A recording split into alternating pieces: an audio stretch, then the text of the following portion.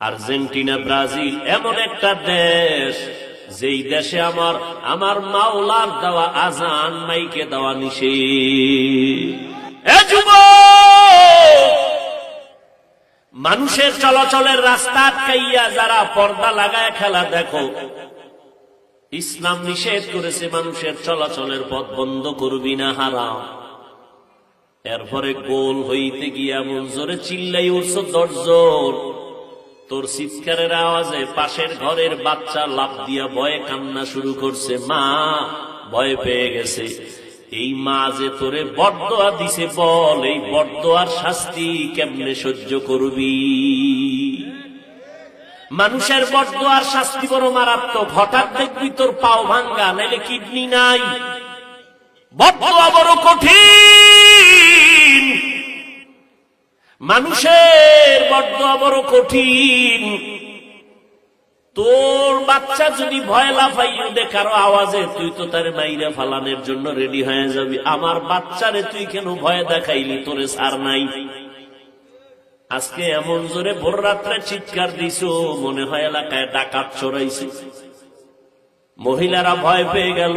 যেই মা সারাদিন আগুনের ভিতরে রান্না বাড়ি করলো, রাতের বেলা ঘুমাইতে পারে না, বাচ্চা ডিস্টার্ব করে, বাচ্চাটারে ঘুম পাড়াইতে 2-2.5 ঘন্টা চলে গেল মায়ের।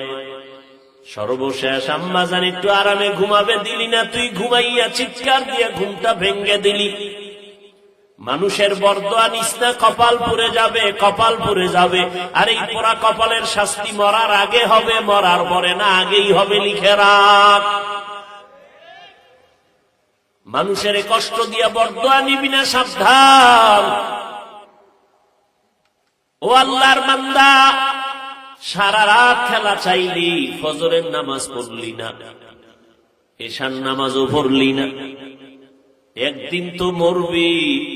এই কথা তো যদি হিন্দুরে বুঝাইতাম, ওরা বুঝতে একটু চিন্তা করত। তুমি তো মুসলমান, তুমি কেন চিন্তা করো? তুমি তো নবীর উম্মত, তোমার তো জান্নাত আছে, জাহান্নাম আছে। তুমি তো আল্লাহ মানো, নবী মানো, কোরআন মানো, হাদিস মানো। তোমাকে বুঝাইতে কেন এত কষ্ট হবে আমার?